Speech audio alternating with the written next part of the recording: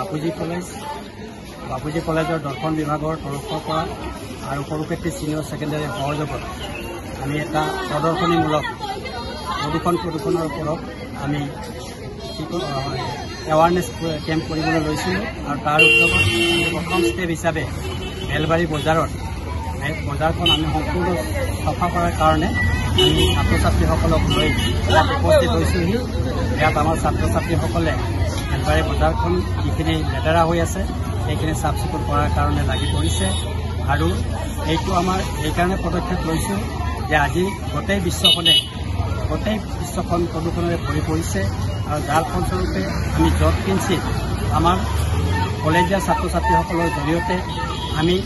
আমাৰ যাতে সমাজখন সচেতন হয় যে বজাৰ সমাৰত বা যিকোনো ৰাজহুৱা স্থানত যাতে জাবৰ জোঁথৰবিলাক নেপেলায়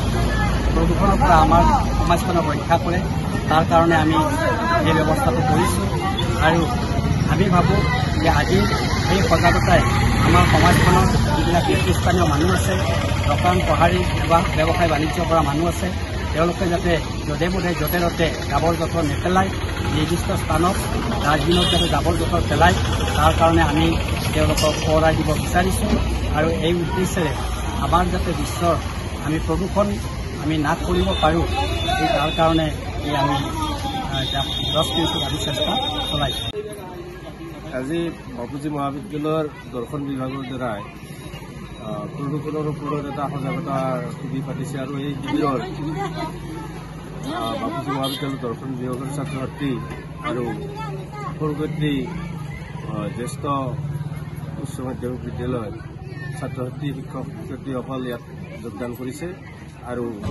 এতিয়া এই অনুষ্ঠানৰ জৰিয়তে এই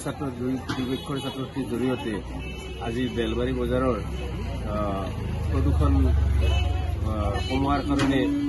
কিছু কাম ইয়াত কৰিছে আৰু তেওঁলোকে প্ৰধানতঃ বজাৰখন বেলবাৰী বজাৰখনৰ সম্পূৰ্ণভাৱে চাফ চিকুণ কৰাৰ ওপৰত গুৰুত্ব প্ৰদান কৰি ছাত্ৰ ছাত্ৰীসকলে এই কাৰ্য আগবঢ়াই নি আছে। বাপুজি মহাবিদ্যালয়ৰ দৰ্শন বিভাগ আৰু সৰুক্ষেত্ৰী ছিনিয়ৰ ছেকেণ্ডাৰী বিদ্যালয়ৰ সহযোগত আমি আজি বেলবাৰী এই বজাৰ অঞ্চলত প্ৰদূষণ সজাগতা অভিযান হিচাপে আমি ছাত্ৰ ছাত্ৰীসকলে বেলবাৰী বজাৰ অঞ্চলটো পৰিষ্কাৰ পৰিচ্ছন্ন কৰিবৰ বাবে আমি এই কাৰ্যসূচী হাতত লৈছোঁ। আমি দৰ্শনক সদায় তাত্ত্বিক দিশৰ ফালৰ পৰাই